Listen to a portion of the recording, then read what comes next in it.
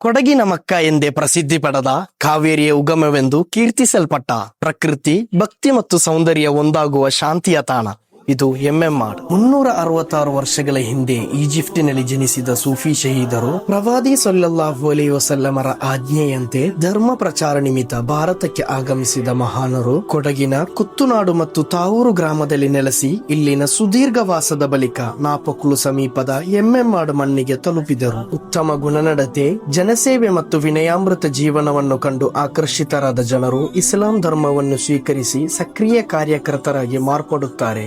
ಇದನ್ನು ಕಂಡು ಸಹಿಸಲಾಗದ ಶತ್ರುಗಳು ಆಕ್ರಮಣದ ಸಂಚು ರೂಪಿಸುತ್ತಾರೆ. ನೇರವಾಗಿ ಈ ಧೀರ ಪುರುಷನನ್ನು ಎದುರಿಸಲು ಸಾಧ್ಯವಿಲ್ಲವೆಂದು ತಿಳಿದ ಶತ್ರುಗಳು ವಂಚನೆಯ ಮೂಲಕ ಸಂತರ ದಾಸಿಯ ಸಹಾಯದಿಂದ ಮಹಾತ್ಮರ ಮನೆಯನ್ನು ಪ್ರವೇಶಿಸಿ ಮಧ್ಯಾಹ್ನದ ಊಟಕ್ಕೆ ಬಂದ ಸೂಫಿ ಶಹೀದರ ಮೇಲೆ ಗುಂಡು ಹಾರಿಸುತ್ತಾರೆ. ಗಾಯದ ನೋವನ್ನು ಸಹಿಸಲಾಗದೆ ಮತ್ತು ದಾಸಿಯ ವಂಚನೆಯನ್ನು ತಿಳಿದು ಮಹಾನರು ಮನೆಯಿಂದ ಬಂದು ಒಂದು ಬಂಡೆಯ ಮೇಲೆ ಮಲಗುತ್ತಾರೆ. ಆ ನೋವಿನ ಸಮಯದಲ್ಲಿ ಆ ಬಂಡೆಯ ಮೇಲೆ ಇಟ್ಟ ಅವರ ಕೈ ಮತ್ತು ಬೆರಳಿನ ಗುರುತು ಇಂದಿಗೂ ಕಾಣಬಹುದು. ಬಂಡೆಯ ಮೇಲೆ ಮಲಗಿದ್ದ ಸಂತರಿಗೆ ತೀವ್ರ ಬಾಯಾರಿಕೆ ಕಾಡಿತು. ಆ ಸಮಯದಲ್ಲಿ ಒಂದು ಹಿಂದೂ ಸಹೋದರನ ಹಸು ಹಗ್ಗವನ್ನು ಕಳಚಿ ಓಡಿ ಬಂದು ನದಿಯಲ್ಲಿ ತನ್ನ ಕೆಚ್ಚಲನ್ನು ತೊಳೆದು ಸಂತರಿಗೆ ಹಾಲುಣಿಸಿತು. ಈ ಘಟನೆ 2 ದಿನ ನಿರಂತರ ನಡೆಯಿತು. ಅಲ್ಲದೆ ಹಸುವಿನಲ್ಲಿ ಹೆಚ್ಚು ಹಾಲು ಲಭಿಸುವ ಬದಲಾವಣೆ ಕಂಡಿತು. 3ನೇ ದಿನ ಹಸುವನ್ನು ಕಬ್ಬಿಣದ ಹಗ್ಗದಲ್ಲಿ ಕಟ್ಟಿದನು.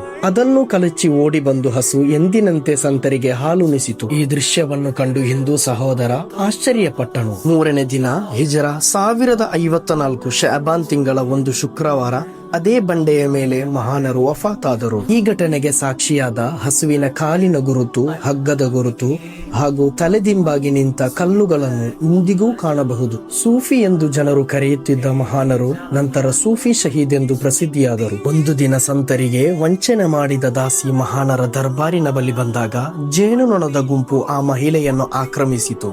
ಈ ಘಟನೆಯ ಬಳಿಕ ಮಹಿಳೆಯರ ಪ್ರವೇಶ ನಿರ್ಬಂಧಿಸಲಾಯಿತು. ಇಂದಿಗೂ ಉರೂಸಿನ ಸಮಯದಲ್ಲಿ ಜೇನುನೊಣದ ಗುಂಪನ್ನು ಕಾಣಿಸುತ್ತದೆ. ದರ್ಗಾದ ಸಮೀಪ ಹಲರ್ ಮೌತಿನಿಂದ ಆಗಮಿಸಿದ ಸೂಫಿ ಶಹೀದರ ಆತ್ಮೀಯ ಬಂಧು ಅರಬಿ ತಂಗಲ್ ಎಂದು ಪ್ರಸಿದ್ಧರಾಗಿರುವ ಸೈಯದ್ ಹಸನ್ ಸಕಾಫಿ ಅಲ್ ಹಲರಮಿ ರಹಿಮಹುಲ್ಲಾ ಹಾಗೂ ಅನೇಕ ಮಹಾತ್ಮರ ಸಮಾಧಿಗಳನ್ನು ಕಾಣಬಹುದು. ವಿಭಿನ್ನ ಧರ್ಮೀಯರು ಒಂದಾಗಿ ಸೇರುವ ಪವಿತ್ರ ತಾಣ, ಕಷ್ಟ ಸುಖಗಳನ್ನು ಹಂಚಿಕೊಳ್ಳುವ ಆಸರೆಯ ಕೇಂದ್ರ. ಮಹಾತ್ಮರ ಪಾವನ ನೆರಳು ಸದಾ ನಮ್ಮ ಜೊತೆಗಿರಲಿ ಎಂದು ಆಶಿಸುತ್ತಾ ಮತ್ತೆ ಭೇಟಿಯಾಗೋಣ.